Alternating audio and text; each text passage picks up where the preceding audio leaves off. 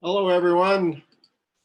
Thank you. This is Ken Bringle, Executive Director of the Chamber, and I just want to thank everybody for joining us for this Frontline customer service. We're so glad to have Erik back, and he does such a great job of helping us think about how we can do things better.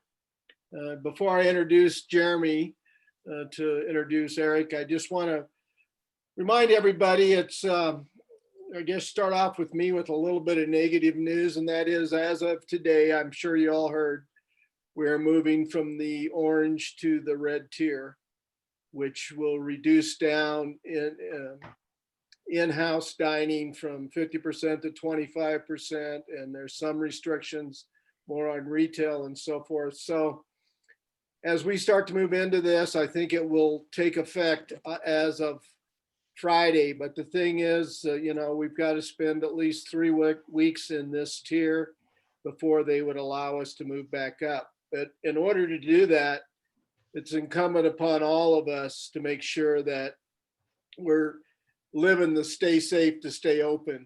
Wear a face mask, social distance, sanitize your hands, and if you're feeling sick, don't go to work. If our numbers continue to grow, we could very easily slip into the purple realm, and that is not where we want to be. And it would take a minimum of 6 weeks to get back from that, back to the orange level. So our goal is to try to stabilize the numbers now and to move forward so that by Christmas, we could try to be back in the orange category. So something to think about. Again, I'm sorry that, that we're kind of talking about that right now, but it is really imperative for all of us to think about who we're meeting with, what we're doing after work, that we're making sure that we're trying to stay safe, to stay open. So we really appreciate that. And with that, Jeremy, I'd like to introduce Jeremy Goyko, who is our chair of our PPP, our Peak Performance Program, customer service training, and has been involved with helped a lot with his committee, helped us get our roundtables we started in each of our industries and stuff. And that was extremely important. So with that, Jeremy, I'll turn it over to you so you can introduce Erik. Absolutely, Ken. Thank you so much. I know it's a hectic, stressful time for all of us here. We're going into this winter season with, what Ken just mentioned. That's why we're on Zoom today. This is a program that we've had going for about 4 or 5 years now. And, we've always been able to do it in person. We had Erik up here about 1.5 years ago in June. And, the first time he presented in Mammoth, and we were able to do this all in person. Obviously, times have changed a little bit, and, we've had to adjust. And this is why we're holding, this customer service training on Zoom. But it has been working out fairly well. Just a little housekeeping things about Zoom, in an effort to keep this training as interactive as possible.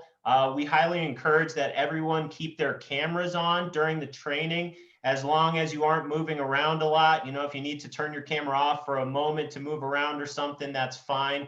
But this is going to be interactive. We are going to be breaking out into smaller groups to kind of engage with one another and talk to one another as we move through the workbook exercise, which I'll get to in a minute. We have enabled the chat feature. So if you have any questions, comments, feel free to put that in the chat. You also do have the ability to unmute yourself and ask a question. You can also use the raise hand feature if you have a question that you want to pose to Erik about any of the topics that he's covering. And the other thing is we have experienced some hacking into these Zoom meetings. So, Brianna and Ken are going to be monitoring and filtering that and making sure if we experience anything like that. Usually it starts showing up in the chat. We'll make sure to get them on out of here. So, hopefully we don't run into that issue. As I mentioned, Erik came and did one of our customer service trainings as a guest speaker about a year and a half ago in June. And we provided this book, Ordinary to Extraordinary, Stories of Exotic Places and Remarkable People, How Belonging and Purpose Can Transform Your Life. A great little read. And so, last time Erik was with us, he was kind of sharing some of the anecdotes and stories from this book. You should have gotten a packet this time around with a workbook and his kind of sequel to that book, which is Explore, Loving, Living, and Learning on the Edge, Extraordinary Adventures of Vulnerability and Strength. So, hopefully you had a chance to pick that up in your packet and give it a little read. Similar format in terms of anecdotal stories with a little call to action at the end of each chapter. Really fun, enlightening reads there. So wanted to bring those to your attention. We're also going to be working a lot with this kind of workbook packet today. So, just kind of have a pen or pencil ready and be ready to kind of follow along with that packet, as Erik shows the slides. So, the reason we love Erik so much, very enthusiastic guy. He's kind of known for wearing his bright red pants during his presentation. This is a gentleman who has traveled to over 80 countries, been to all 50 states in the United States, ridden his motorcycle all over the world in 6 different continents, which is, a new life goal for me to try to keep up with him there. Right now, his current ambitions are sharing the lessons that he has learned through his public speaking and a language school that he has helped found. So without further ado, please let's give Erik a warm welcome. Erik, take it away, my man. Thank you so much for being here, with us on Zoom with the Mammoth Lakes community. Absolutely, Jeremy. Thanks again for amazing introduction. I just love you guys so much. It was great coming up last year with you guys. And like you said, yep, of course I had the red pants on, and in fact, I do actually even have red pants on Zoom.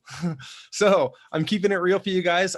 It's a costume for me. When I speak, I put on a costume just like if I was playing sports, a football uniform in sports, because I want to be as prepared as possible to give you guys something valuable. My prayer before when I speak is, you know what? I don't care if I look good or I look bad. I pray that each one of you gets something. I don't care if it's one little tiny thing or a whole slew of things.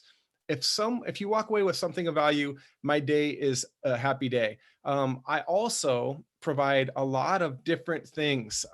Sometimes I'll do workshops where I really slow down and focus on one thing. We're going to cruise through quite a few things today. It's not going to be as many details. Some of you might have seen my manager training today as well. There will be a few things that overlap, but a lot of things are different. The meat of this presentation is entirely different. And I just love engaging with frontline employees, because frontline employees are the backbone of any company. It doesn't matter how big or how good the company is, and how good and how wonderful or how bad the leaders are of the company. The backbone of the company is the people touching your customers, touching the customers, which a lot of you guys are. And so I really love that. I've had multiple frontline employee positions in my life, from even in the restaurant industry, in other service industries, in other retail sectors as well. My last one kind of Jeremy's alley was in a motorcycle rental industry for many, many years, where I did international business development for them after working on the front counter for a long time. I've done everything from wash toilets to be vice president of international business development. And I don't think either one of those is more important than the other. So happy to with you. I'm going to share my screen a little bit. So this is the first opening screen. Wouldn't it be great if every time you saw a customer face to face, they looked just like that and they're cheering for you and your company? That's kind of how it should be, and it's a goal.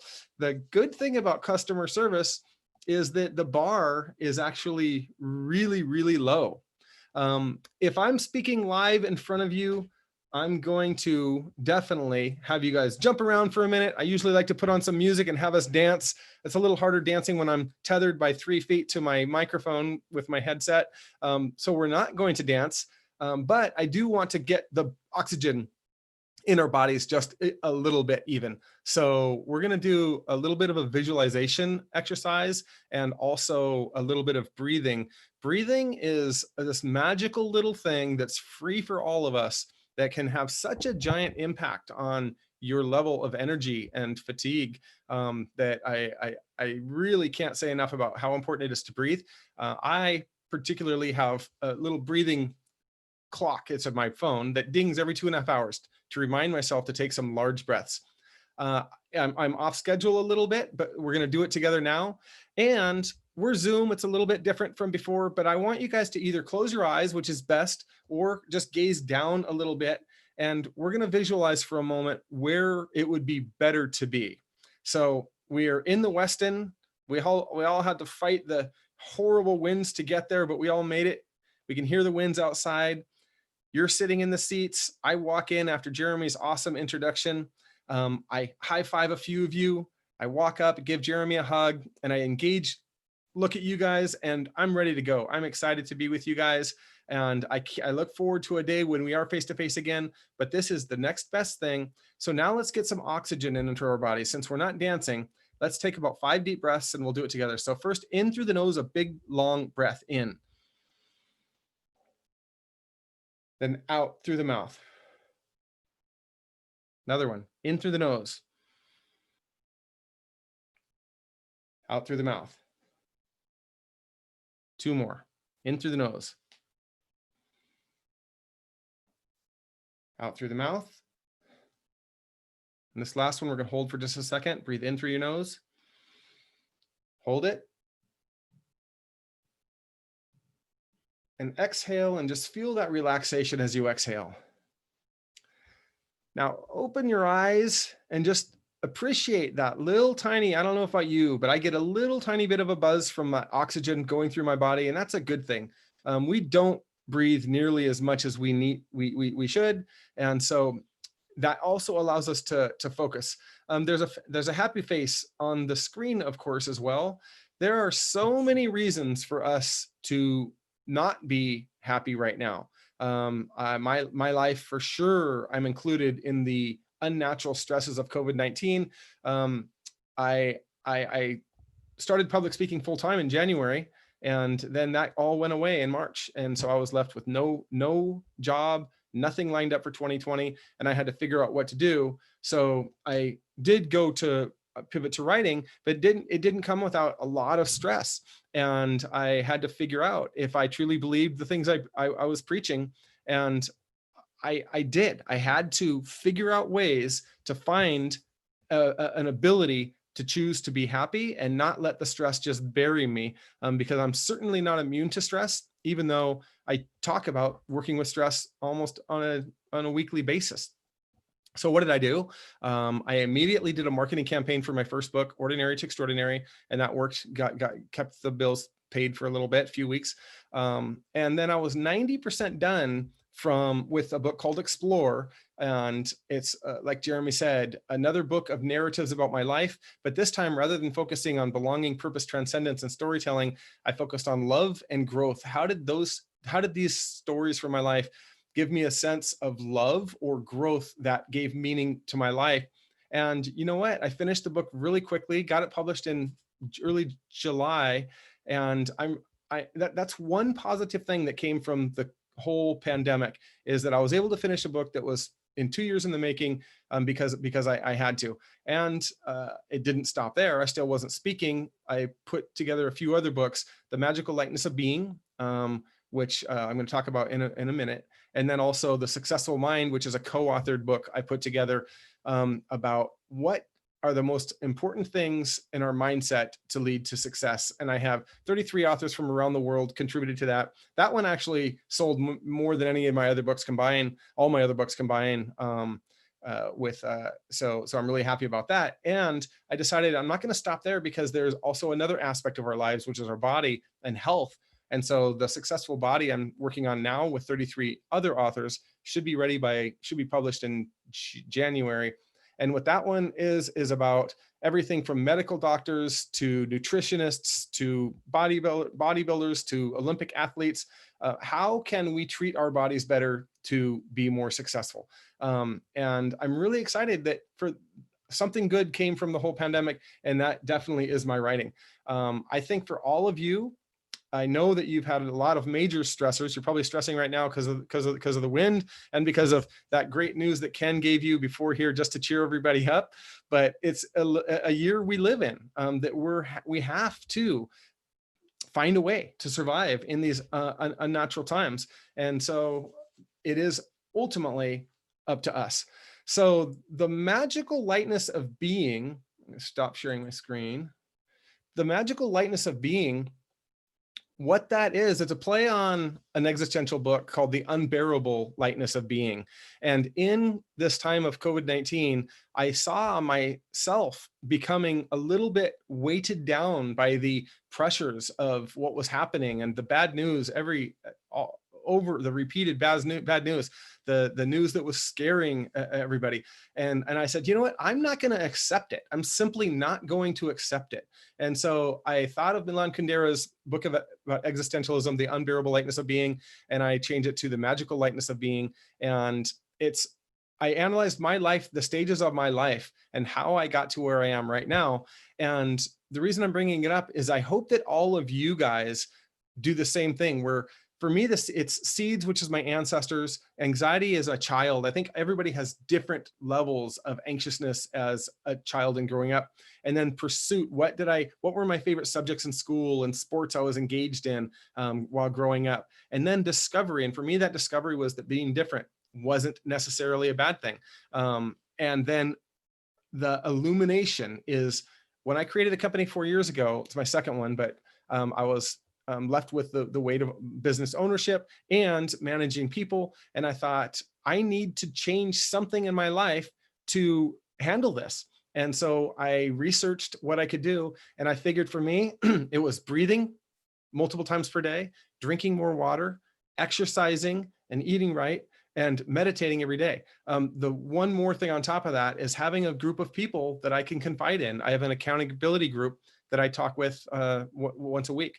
And those things, the breathing, the exercise, the meditating, it really changed my whole outlook on everything to where I am today, where I think I have a pretty good balance of family, work, and myself, a triangle of balance that I try and keep going. And what I learned from that is overcoming fear is important. Actions are more important than words. There's something bigger than me driving this ship. I'm not in control of everything. And that's a very freeing feeling for me. So I want you guys to also just think about your own lives for just a moment. And then I want you to go back to, I'm going to share my screen again. I want you to just first by yourselves, just answer this question. Today, I am blank, blank, and blank, and choose 3 adjectives that describe yourself. And then my dominant thoughts about life are blank. And right now, I want you to be unfiltered. Normally, I'd give a lot of time for something like this so you can really figure out what it is. But sometimes the quickest things that come to mind are the best. So Brianna, do you want to go ahead and just give people, let's say 2 minutes individually, and then let's come back to the main group for a second, and then we'll let people get into smaller groups and talk about today I am blank, blank, and blank. 3 things about themselves today.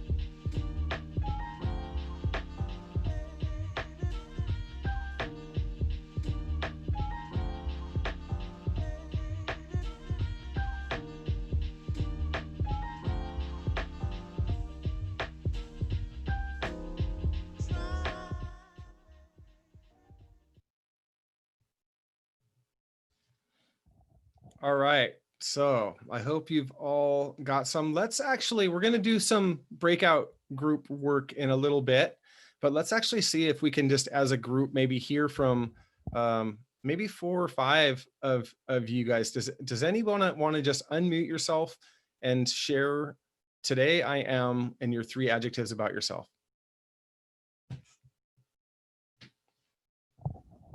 Sure, I'll do it.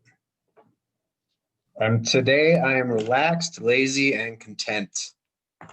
All right. Nice, Ian. I said today I'm happy, content, and purposeful. Okay, wow. Okay. Do you know what? Both of you mentioned content. That's amazing. When I was, before my wife and I got married, we used to talk about what our goal was. And she was like, we had a discussion, which is better, happiness or being content? And we both agreed that at the base level, content is a very powerful thing. That's interesting that both of you said that. Okay, great, guys. What are a few others? I'll go. Today I am busy, engaged, and active. All right. Let's have 2 more. Today, I am confident, thoughtful, and aware. Nice, Michael. Who's going to brave the last one?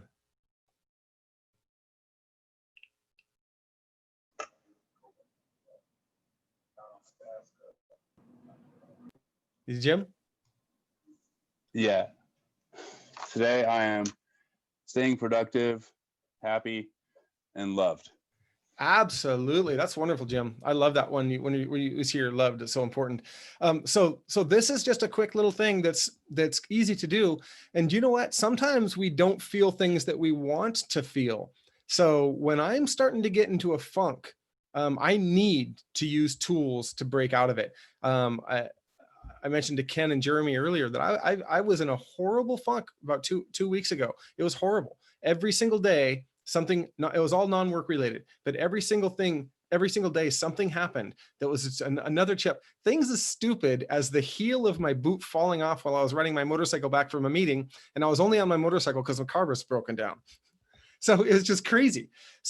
But every day just got worse and worse and worse. And I decided I need to start using some of these tools I know. So when you think that you might need to get out of, to make a positive change, say 3 things that you might not feel, but you know that are healthy. Like, I am happy, loved, and hardworking. I am happy, content, loved, something like that. And put them on your mirror for maybe 3 or 4 days. So you see them, even sometimes the smiley face. So that way you start to live the things that you want to be that you don't necessarily feel. Our minds will start to pick up on these things. And my dominant thoughts about life are, that's a great question to ask yourself every single day, because that's what's going to drive whether your state, your mental state. And we're going to talk a little bit about that later today as well. And so we talked so much about COVID-19. I know that you've got wind going on right now, and that's a big stress, whether the power is going to go out any minute. Again, Ken's news about, the COVID-19. We have tons and tons of reasons to be stressed right now. I don't want you to do the activity right now, but in your workbook, it says, what are your causes of stress right now? And very importantly, is there anything I can do about it? Because if the answer is no, there's no reason really to let that stress dig into you, because you cannot control any aspect of it. But if you answer yes, there is something I can control about it, find out what that is. And the answer is always going to be yes, which is I can control my reaction to whatever stresses those are. So I know you've all seen stresses over the last year, so we're not going to dwell on the stresses. But when you are stressed, I mentioned earlier, there are a few key things you can do. Breathe deeply. I set my alarm to breathe deeply 5 times a day. Every time my alarm goes off and I breathe deeply, I also take a drink of water, because we generally don't stay hydrated enough. I meditate every morning, and I do a guided meditation of 15 minutes. And you know what? Sometimes I say I'm too busy to do it. My day is not as productive if I don't spend that time quieting my mind, because when we were hunters and gatherers, we were out there stressed about looking for food, getting food. We had highs and lows. We had adrenaline after we were chased by a lion, And then there was a crash where we could relax a little bit. Now our society, our bodies haven't changed much since hunters and gatherers 10,000 years ago, but you know what? Our society has, and our level of stress is becoming almost accepted. And that's not necessarily a good thing. We need to have these balances. Meditation is one of the quickest and easiest ways to just reset that brain a little tiny bit. Also find somebody to talk with, like I mentioned, is important. And I like Winston Churchill's phrase. My favorite quote maybe from him is, never give up, never, never, never, never, or never give in, I think it is. And it's so easy to just roll over. Now, happiness is something that I think I do want to dwell on a little bit. So in your workbook on page 3, there it says, what are your biggest joys in life today? And sometimes it's hard to see them when we have so many stresses, but they're there. So this is one that I do want you to do. And then let's go ahead and decide, after you do it, we'll decide whether we go into groups or share all together. But let's focus on happiness for maybe say 2 minutes, Brianna, and just jot down causes of your happiness. And you don't have to write it right now, but why this makes you happy too.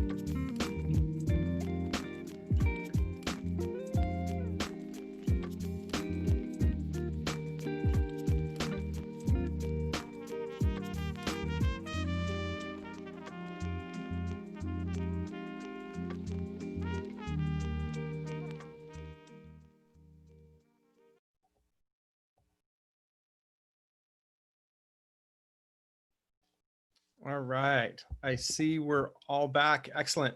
So let's go ahead and Brianna, go into groups of 4 or 5, and let's give, let's see, 2 minutes again. So about 3 minutes.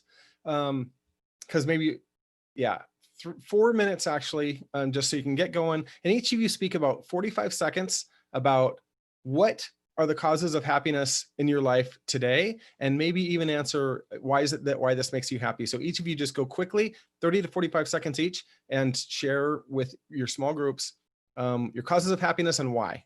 And then we're going to come back as a group and finish this section up. Okay, so everyone should be getting a message. So just go ahead and click and accept your breakout room. Good.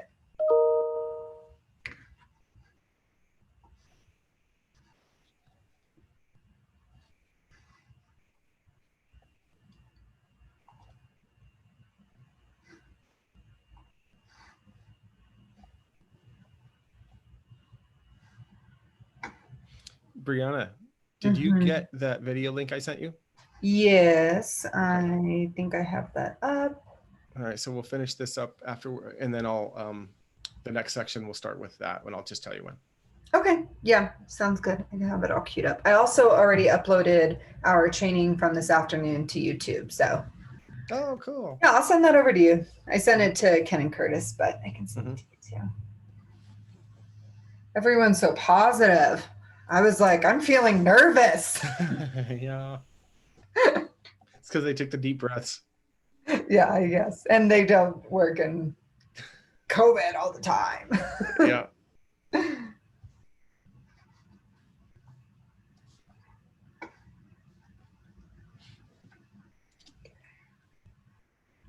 Yeah, we're a little more immersed in all of it.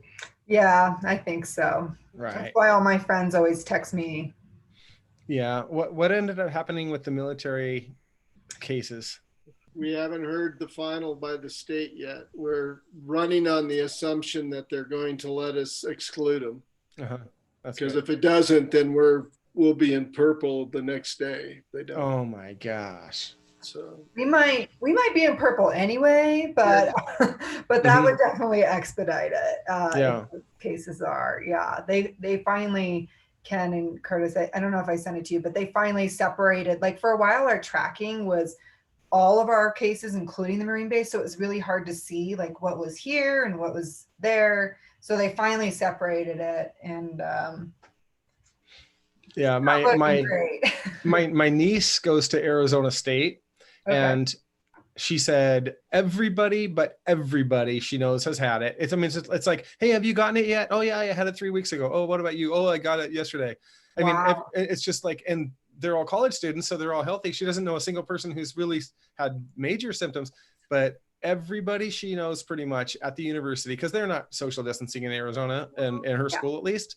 And it's just crazy that it's just wait. And now there's not many new cases because they've all kind of had it. It's crazy. Yeah. Interesting. Yep. Not in Mammoth. A lot of people have not had it in Mammoth. So yeah, and Yeah. as an old guy with a lot of other factors, I don't want to test it. Yeah, right. definitely not.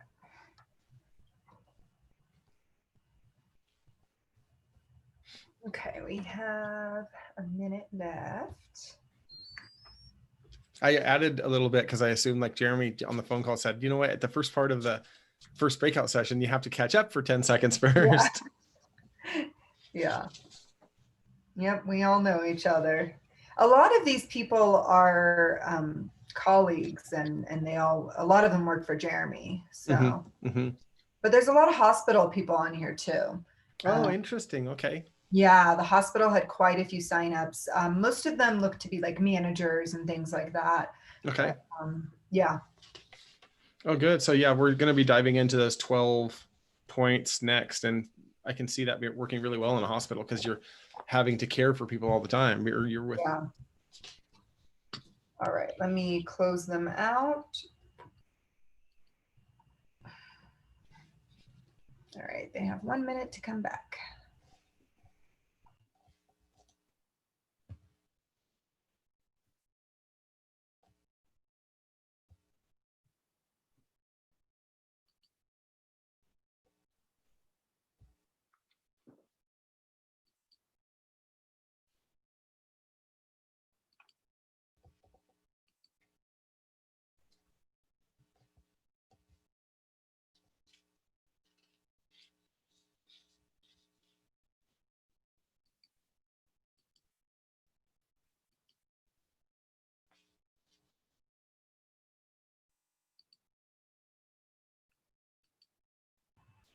Okay, I think just about everybody's back. Okay, you guys, my first question to you is thumbs up or down. How do you feel right now? Me too. Isn't it amazing how just that being able to share something that you're happy about can create such a positive feeling? And for me, the positive feeling isn't necessarily sharing what I'm happy about. It's the joy I get seeing somebody else being able to share something with me that's positive. And I don't know about you, but in my circle of friends, when we get together, if I get together in a socially distanced scenario with 4 different people from 4 different families, the first conversation starter is all lately in 2020 has always been either COVID-19 or politics. And 100% of the time, no matter what side anybody is on, it's always been negative. And so it's so easy to get into that rut. It's so much more enjoyable to complain and talk about those things. And I think it's important. I have a few friends that I vent with too, and we laugh about it. We're like, let's just let it all out. We vent, and then we say, okay, we're done, right? And that usually takes about 2-3 minutes, thank God. But anyway, when we're talking about happy things with each other and sharing that, it's such a great thing. So as frontline employees, do you know how easy it is for you guys to be able to steer the direction of somebody's day by not focusing on the negative thing that's probably in your head and focusing on something that's positive that you have to search for? Isn't it probably sad? I know for me right now, because of 2020 and because of the bad 2 weeks I had prior, just because a lot of weird things happened. If I have a list of things that I'm angry about or things that I'm unhappy about, and I have a list of things that I'm happy about, it's so easy for me to fill in that list of things I'm unhappy about. I have to dig to find the things I'm happy about, but those are the things I need to focus on. So I hope you enjoyed sharing with each other a little bit about the things that are happy in your life. Don't forget to keep focusing on that. We're going to transition now into a little bit of the nuts and bolts of customer service. My first question to you is, why is customer service important? So think about that for a minute. Why is customer service important? And just think about it for 10 or 20 seconds. And then I want to hear a few responses. Why is customer service important?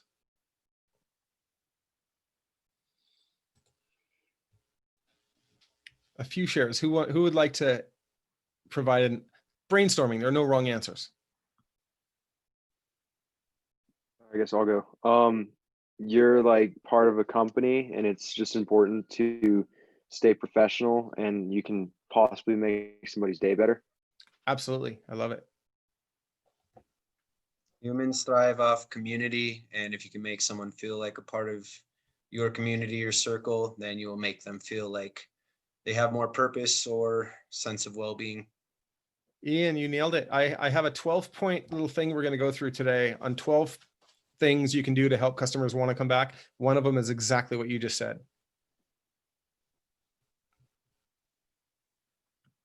Let's see, one or two more. I think it lets other people know that you think they're valuable by taking care of them. Very nice. I totally agree with that. Last one. I think it's important, if you have expertise in something, to share that. I think knowledge is pretty useless unless you're willing to share that with other people and kind of encourage everyone to push further and learn more. Absolutely, Bradley. And I think there are some philosophers who believe it's our duty to share if we've got something like that. Yeah, absolutely. So customer service, we have to work. It's invisible if we don't look for it. It's easy to just get by by just doing what just seems normal, but we have to work sometimes to figure out what makes sense. Brianna, can you show this quick video? This is just a quick example comparing the difference of working hard versus working smart.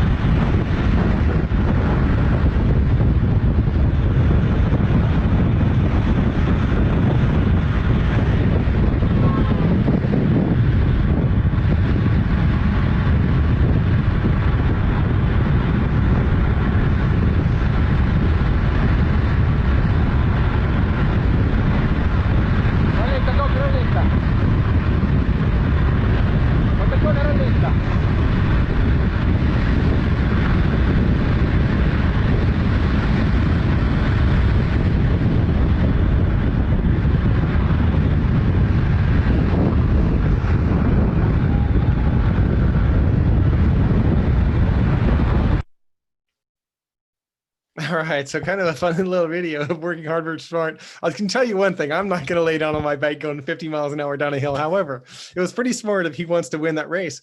He thought of one simple thing that was different from everybody else riding that bike, riding those bikes on that in that race. And obviously it seemed to pay off. And that's sometimes all we have to do. The bar for customer service is actually really, really low. I'm going to read a few quotes about customer service. I'm going to share my screen again. So I'm just going to read 3 of them. This is a book by David Brownlee, and I've known David Brownlee for 20 years. We worked together. He's a Tony Robbins coach and public speaker, super cool guy. And he wrote this first book, Rockstar Service, Rockstar Profits. He starts his book by saying, basically, if your hero walked into your establishment, if Steven Tyler walked into your shop, if Sheryl Crow walked into your shop, if whoever you think is super cool walked into your shop, how would you treat them? And the chances are you'd go out of your way, you'd fall over backwards to make their experience so good. You would want to make them feel so good because you want them to come back too. If they're there once, why wouldn't they come back again? And David's point is that that's how we should treat really every customer. And you know what? There's really no reason not to, because think of the energy it would take if one of your heroes walked into your establishment for you, the way you greet them, the way you, whatever you do, it's probably not going to take a lot more energy than it would to do it to any other customer. The only difference is you're oozing with an excitement that is a little bit different. And so that's David's point, is we should treat all of them like that. But customer service is so fundamentally important. Each year, businesses lose $41 billion with a B, billion dollars due to poor customer service. Another one is 89% of customers have stopped doing business with a company after experiencing poor customer service. And I've experienced that. There's a restaurant I used to go to. I loved it. And my wife and I would go, you know, anytime we were on Italian food, we go to this place called Lido. We had one bad customer experience situation with a waiter, and it wasn't even that bad. He was mildly rude. And it was enough for us never to go back. The problem is we didn't complain to the store either, just like most people don't. For every one person who complains, there are 26 other people who don't complain. And so as when you guys are on the front line, if you notice something like that, try and figure it out and make their experience better before they leave. Because if they leave your establishment on a negative note, the chances are, just like 89% of people, they're probably going to look for another option. Another quote is 85% of companies say they deliver superior customer service, but only 8% of the people about those same places say that they just delivered superior customer service. So we need to, again, look at ways we can work hard to figure out what it is we can do differently. And that's exactly what I'm going to talk about next. 12 ways to create super fan customers who will return. The first is building rapport with customers. If you saw me a year and a half ago up in Mammoth Lakes, I talked about matching and mirroring. Matching and mirroring is a neuro-linguistic programming technique to really build rapport quickly with somebody. And what this means is if they walk in and they speak really softly, maybe speak a little more softly with them. If they speak, you know, really loud and they kind of all puffed up, you know, speak a little more loud and quickly. If you imitate their movements a little bit, and it doesn't have to be massive, it's just a small imitation of the way they act is going to make them feel like, they'll make them like you, and they don't even know why necessarily. I think I might have told you this anecdote last time too, that when I was in training for this, our homework, I was at a 4-day conference down in San Diego, and our homework was to go into the hotel bar and practice matching mirror, try to match and mirror a stranger. The first night I did it, there was somebody across, and I matched and mirror. Every time she took a drink, I took a drink. Every time she touched her hair, I touched my hair. Every time she moved her shoulders, I kind of mirrored what she was doing from 2 tables away. And she walked by after about 15 minutes and she goes, "Did you go to Wilson High School? Because I know you from somewhere." And she didn't know me, but she recognized that she related to me somehow, because she didn't know that I was copying her. The second night I did it was a guy, and he was at the end of the bar. I was kind of on the corner and he was further down. Same thing. copied when he took a drink, copied when he touched his hair. And he came up and he said, I know this is kind of embarrassing, but are you like in commercials or something? Because I know I've seen you somewhere before. 2 out of 2 times when I matched and mirrored, they felt some sort of rapport with me without even knowing why. And it's a magical, quick thing you can do with your customers. So that's the number 1 thing you can do. The number 2 thing is that make somebody feel part of your company's story. This one is so important that I actually want to focus on it for a minute. I want you to think about, what is your company's story? Think what is your company's story? What could it be? And right now, I want you to just do a quick think on this, but I'd like you to take this workbook later and really spend some time and maybe even speak with other people within your company. If there's an owner of the company that knows from top to bottom the company, ask them, what is our company's story? Because the more you know that, you're able to include the customer into your company's story. North Face is really famous for including their customers into the company story, and they try and sponsor events that are friendly to their customers, that their type of customers like. So that in events is another thing. But yeah, how can you get them to be part of your story? And does anybody want to share just quickly, if you can do it in a sentence or 2, what your company story is? We'll do like hopefully 2 or 3 if possible.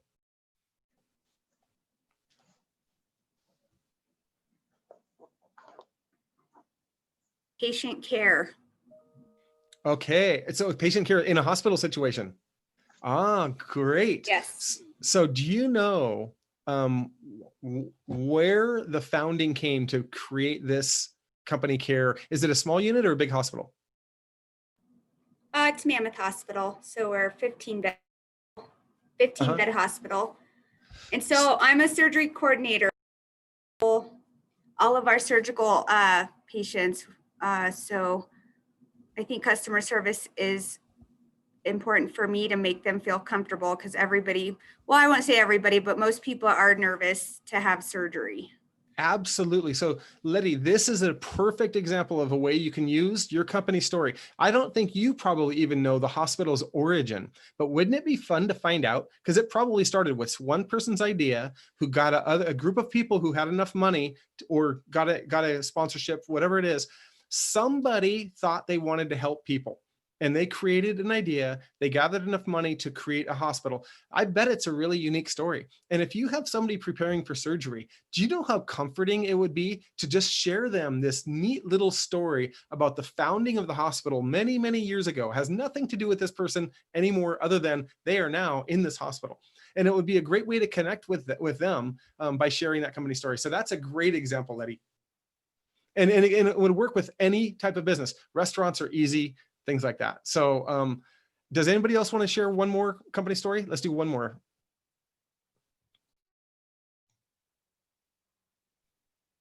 Can't get better than the founding of a hospital, can you? So we've all got it, the company story. I'll share one. Yeah. Creating happiness for dogs and their owners. There you, and I can hear a dog. There you go. Okay. Yeah. And people love their pets. And so again, find out the story of why somebody, maybe they went on a trip, didn't know what to do with their dog, and didn't want to leave it with place that they weren't comfortable with. Whatever that story is, that's a great thing you can share with customers who are considering maybe if whatever service it is with the animal.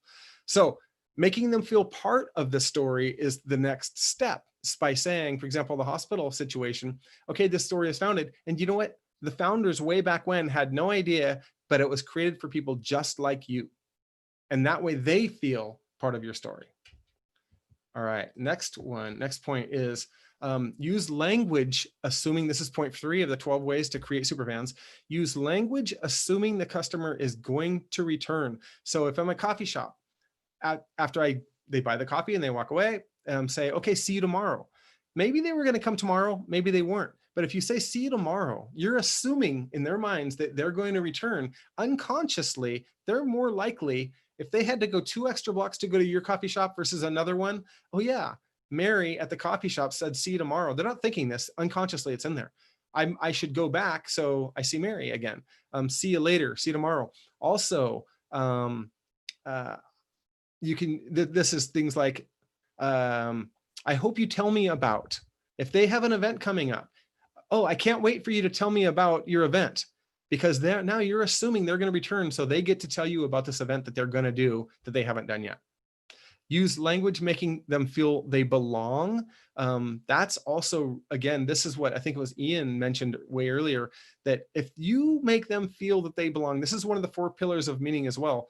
Why wouldn't they want to come back? So think of ways that you can make them feel they belong. For example, it is, oh, that cup you like is, you know, we sold out of those, that say somebody has a coffee cup that's unique. That, oh, everybody loves that coffee cup that you bought. They're part of the story of your company, and now they belong because they have a coffee cup just like yours. Okay, using customers' names. This is one of the easiest ones. Only 21% of people, customer service people, ask about names. Why not 100? People love to hear their name and thank you. Those are 2 things they love to hear. And so asking every single customer's name and using it is one of the surest ways to make them feel part of your company and want to spend more time with you. And then take a sec. A sec is S-E-C. Smile, make eye contact, and compliment. When they come in, it's just takes 1 second. Smile, eye contact, and compliment, whatever it is. And of course, the compliments are, you know, appropriate, and don't make them feel weird, but it's a great way to, again, make them feel special. It's not about what they get from you, whether it's a service or product, it's how they feel. I'm sure you've all heard that before. This one, number 7, is using physical touch appropriately. This doesn't really work right now, but once I'm optimistic, things are going to straighten up pretty soon. If when you're walking somebody and you're touching them on the back of the elbow, if you're talking with them and you reach over and touch the top of their arm, it's got to be appropriate. But there's a chemical that makes us feel that we belong with people. And touch is one of the things, oxytocin is what it's called, is one of the things that helps people release this chemical, and it builds loyalty and trust when this chemical is released with somebody. So not knowing why, if you're able to affect somebody's level of oxytocin, and they are gonna wanna come back and they don't even know why. And we talked about the customer's story. What about, your story? What about the customer's story? People love to be able to share about themselves. If you're able to ask about the customer's story, so if you see somebody new and you ask, are you new in town? And then they say, yes, of course, you want to know where they're from. If it's somebody you've seen a lot of times, and you can say, or if you saw them across town, oh, I saw you at this place, and find any way you can to ask about their story. A jacket, if they have a unique jacket, there's probably a story behind that jacket. Oh my gosh, that jacket is awesome. Tell me about it. Where did you get it? And those are a way for them to tell their story, and it's going to make them want to come back because they feel good about talking about their story. This is a funny one. Ask the customer for help. Again, this is an unconscious pattern that people don't know what's happening. But if you ask a customer for help, they automatically feel some sort of loyalty with you because you trust them enough to ask them for help. It's as simple, if there's not a clock in there, if there's a clock, it's kind of stupid to ask. If you're wearing a watch, it's probably not going to work. Even asking somebody, do you know what time it is? Unconsciously builds a authority position in them because you've asked them for help. But and if you have a picture, say you're going to put a picture up in your establishment, there's no reason you should put the picture. Don't make them do physical, get a screwdriver and do manual labor. But if there's a way for you to say, hey, would you help me? I'm putting this picture up. Can you help me make sure it's straight? If you have a customer in your establishment help you hang a picture and ask if it's level, you have no idea what an unconscious impact that makes, that they feel that they have helped this place and make it better. And you know what? They're unconsciously going to want people to come in and see the picture that they helped hang because they told you it was level. I mean, you could even make it unlevel every day and choose a different customer to ask if it's level if you need to. But that's the idea, asking them for help. And in many ways, this is also big in business.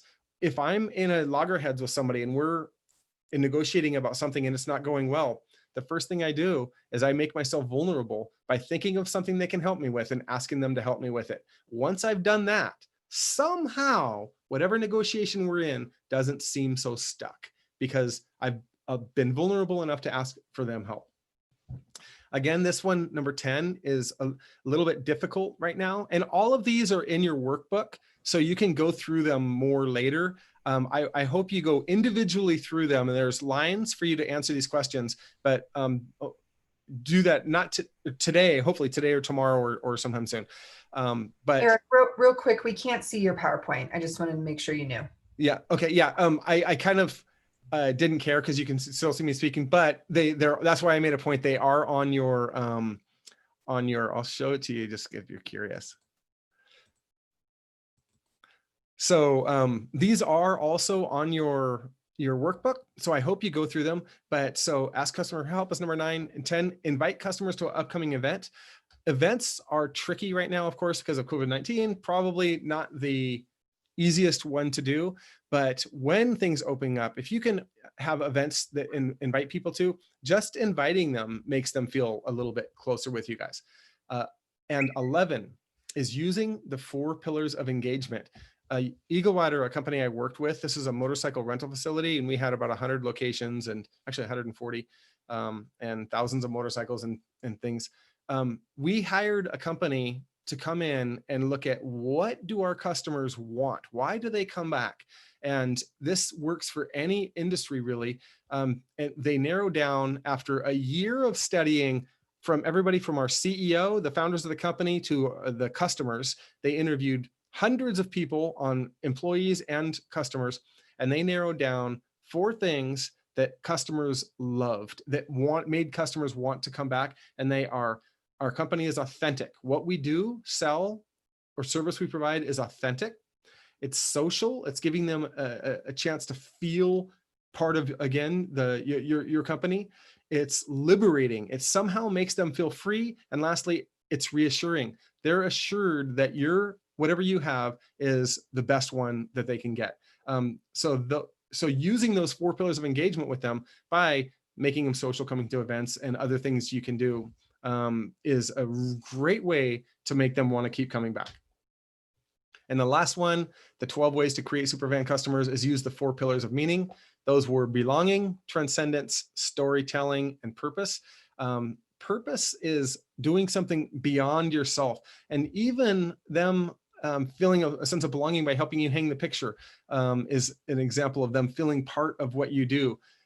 Purpose, if you have an event and you have somebody contribute to whatever it is that they feel they're contributing towards, if it's something bigger than just your company, they're going to feel special.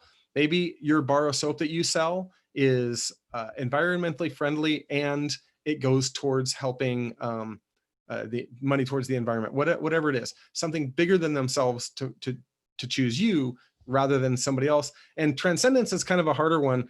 Transcendence actually is that little smiley face picture I put up, is a small example of using transcendence in a way to make us feel good. Another way is even an image of stars at night or something like that, a big starry scene. But those little images around your establishment can help with the transcendence, but really belonging is the most easy low-hanging fruit when it comes to creating superfans.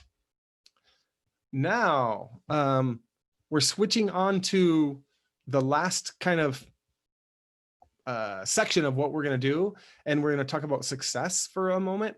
Success, we all want successful customer service, and that's great.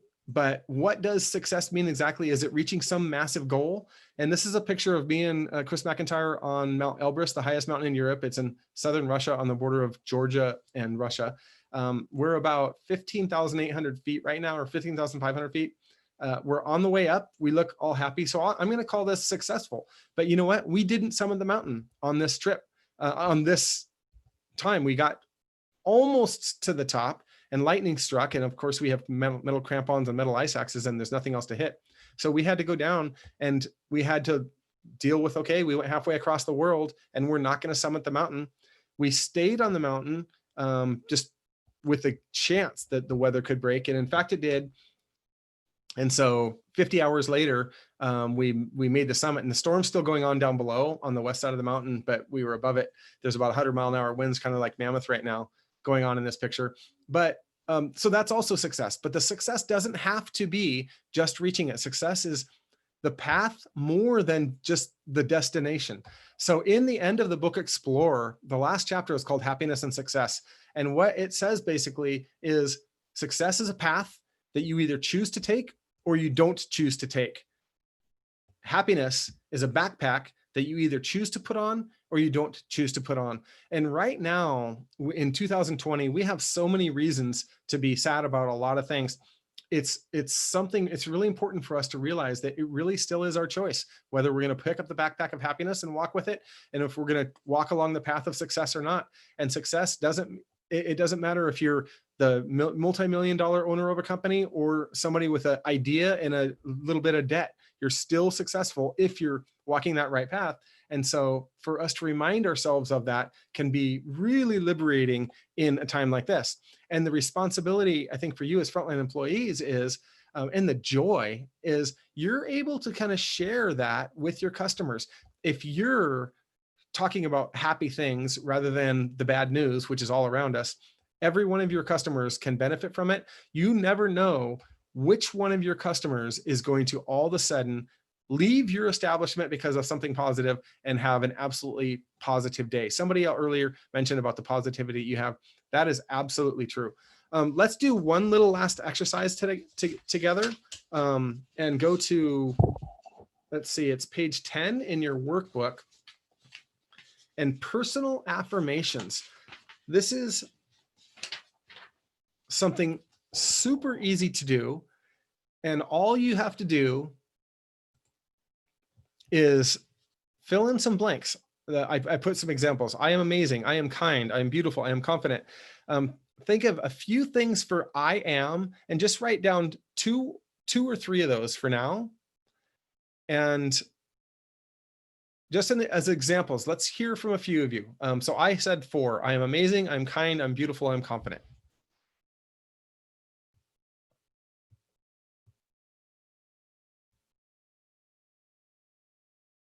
And I'm asking that these all be positive things.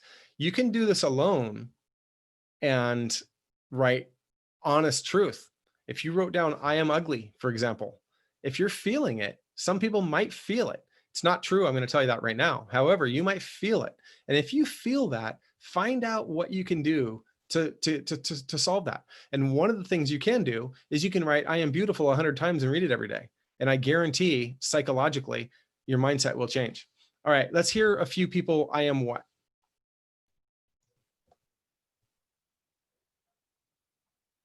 I am enthusiastic. There's Jeremy. I love it. You absolutely are, Jeremy. I'm helpful. Great. I am loved. I like it, Duncan. I'm compassionate. Great, Amanda. I am understanding. Excellent. So doesn't it feel good to say these positive things about ourselves? And if you ever don't feel loved, I encourage you to ask 10 people that you know, whether they're family members or friends, and I guarantee that they're going to prove you wrong, because it is, I think, easy to feel not loved, but it's actually rare that somebody's truly not loved, I think. All right, let's turn the page really quickly and go to page 11, work-related affirmations. I am great at my job because. And let's just hear 2 or 3 people. I am great at my job because. Because I am passionate. There you go. I love that, Brad. I am a good communicator. Perfect, Liz. I care about people. Good.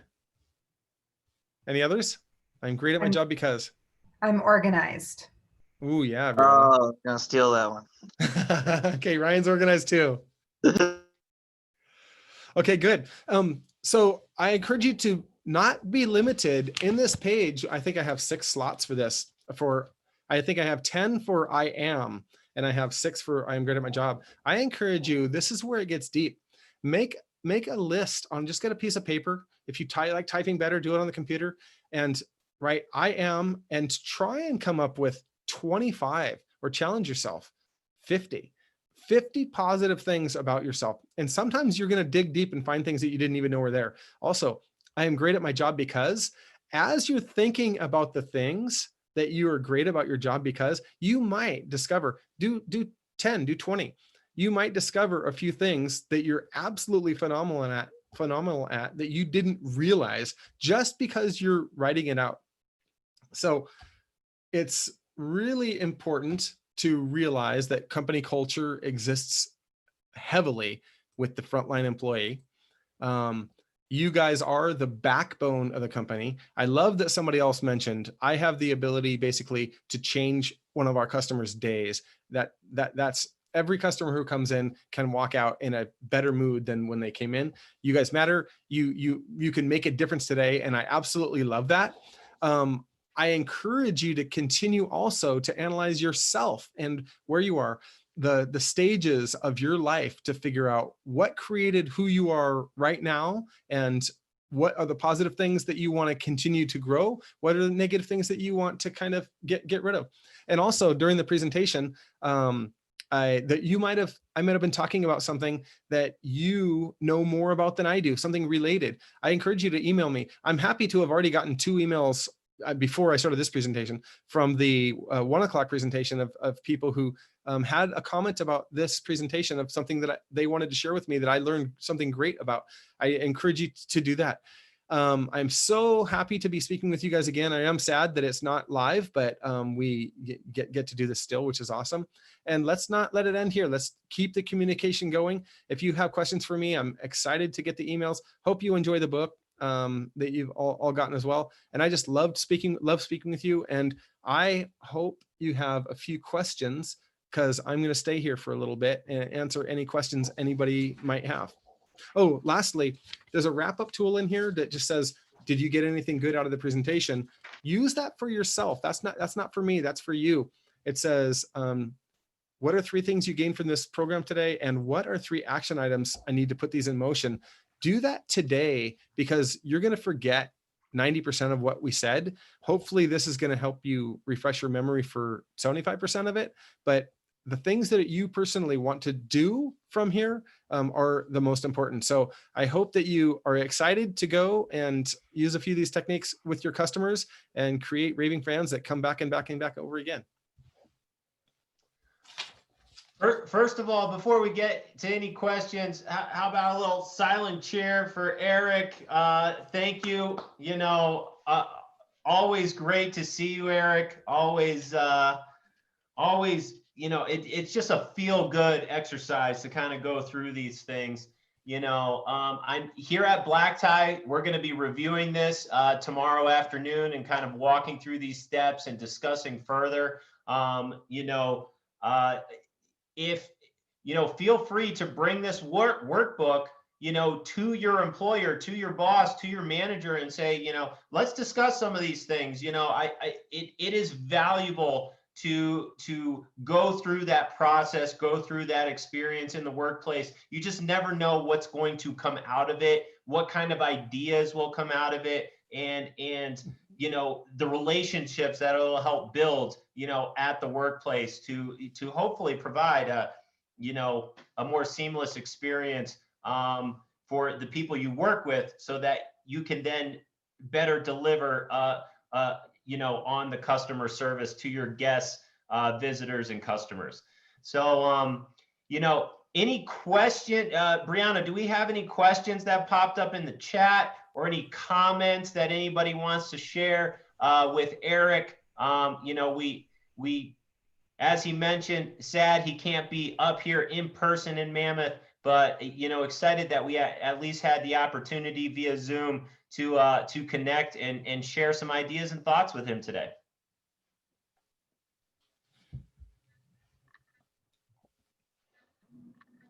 I just want to say thanks for letting Mammoth Hospital attend this. This was great. Thank you. And Eric, I want you to know about Letty, that she has a beautiful Harley Davidson and is a fantastic motorcyclist. All right, that's awesome. Thanks, When I'm Letty. riding my purple Harley, it's my happy place. It just sucks I can't ride in the wintertime. I put it away already. That's sad, but that's a great happy place to have. Love it. Yes. Well, thank you all you guys. Again, feel free, keep in contact, email, LinkedIn, whatever is easy for you guys. I love speaking with you guys. Awesome. Wonderful. Thank you, Eric. And thank you for everybody with your attendance. We will see you on the next one. Thanks so much. Have a lovely evening. It might seem